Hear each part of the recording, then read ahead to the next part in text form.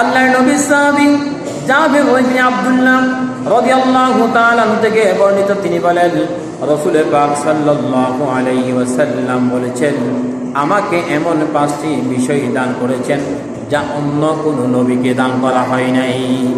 নবীজি বললেন, আমাকে 5টা বিষয় দান করা হয়েছে যা আদম থেকে শুরু করে এই পর্যন্ত যত নবী রসুল দুনিয়াতে এসেছেন অন্য কোনো নবী এবং রসুলকে এই 5টা জিনিস দেয় নাই যা আমাকে দিয়েছেন। আমাকে দিয়েছেন মানে যদি আমরা যদি বলি এই 5টা জিনিস আমার কাছে আছে, অন্য কারো কাছে নাই, তাহলে এই মানুষ হিসাবে আমি শ্রেষ্ঠ মানুষ হব না?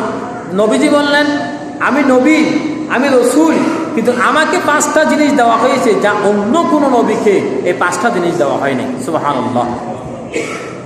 1 নম্বর, নবীজিকে দেওয়া হয়েছে, নবীজি বললেন, আমাকে এমন প্রভাব দিয়ে সাহায্য করা হয়েছে যা 1 মাসের দূরত্ব পর্যন্ত অনুভূত হয়। আমি চোখ দিয়ে অনেক দূরে দেখতে পাই, আমি যা দেখতে পাই দুনিয়ার কোনো মানুষ তা দেখতে পাই না। 2 নম্বর, সমস্ত জমিন আমার জন্য নামাজ আদায়ের জন্য স্থান করে দেওয়া হয়েছে, পবিত্র বানিয়ে দেওয়া হয়েছে। ইন্নামা ইয়ামুরু মাসাজিদাল্লাহ।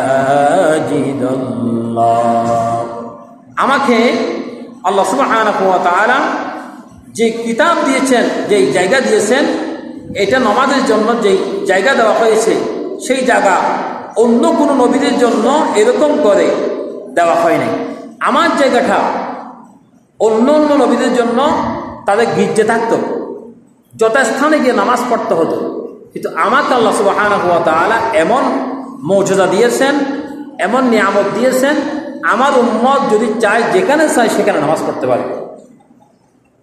খালে সাইডে নামাজ পড়তে পারবে, বিলে সাইডে নামাজ পড়তে পারবে, যে কোনো জায়গায় নামাজ পড়তে পারবে।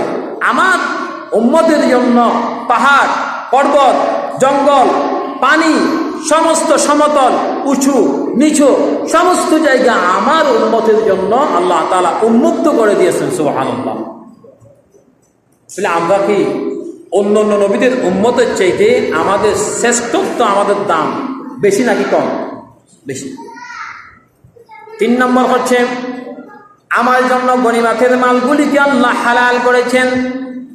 4 নম্বর হচ্ছে, অন্য অন্য নবীদের নিজের বিশেষ গোত্রের জন্য আল্লাহ পাঠিয়েলেন।